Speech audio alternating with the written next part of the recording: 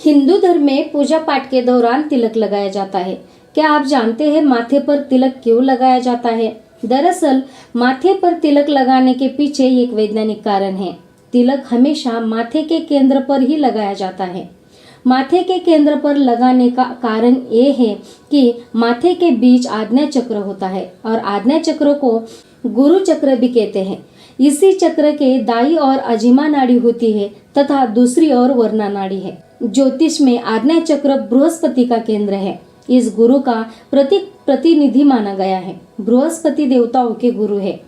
अस्तु सातना कृंथु में इनके गुरु चक्र के नाम से अभिहित किया गया है। तिलक हमेशा अनामिका उंगली से ही लगाना चाहिए। अनामिका उंगली से तिलक लगाने से तेजस्वी व प्रतिष्ठा मिलती है। साथ ही जब भी मान सम्मान के लिए अंगूठा यानी अंगूठे का इस्तेमाल किया गया है। अंगूठे से तिलक लगाने से ज्ञान और आभूषण की भी प्राप्ति होती है। साथ ही विजय की भी प्राप्ति होती है। और अगर शास्त्रीय कारण देखें तो हमारे हिंदू धर्म में नक्षत्र और ग्रहों के बहुत ही रिस्पेक्ट की जाती है। हम ग्रहों को भगवान के समान मानते हैं और ऐसा कहा गया है कि हमारी उंगलियों में भी इन ग्रहों की पावर होती है। तो ऐसा कहते हैं हमारा जो अंगूठा है उसमें विनस होता है और तर्जनी के अंदर जुपिटर होता है और जिसे हम मध्यमा कहते हैं उसमें सैटर्न होता है और जो अनामिका है उसमें सन होता है।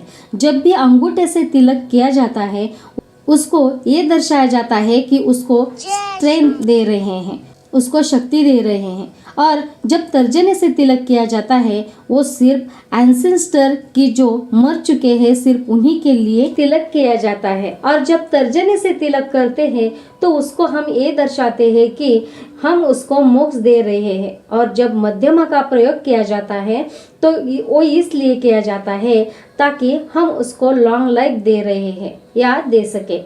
और जब अनामिका से तिलक करते हैं तो उसका मतलब होता है शांति। और इसी प्रकार से अलग अलग उंगलियों से तिलक करना अलग अलग अर्थ निकलता है। और अगर ऐसे ही वीडियो आप देखना चाहते हैं तो वीडियो को लाइक शेयर जरूर कीजिए, चैनल को सब्सक्राइब कीजिए। धन्यवाद।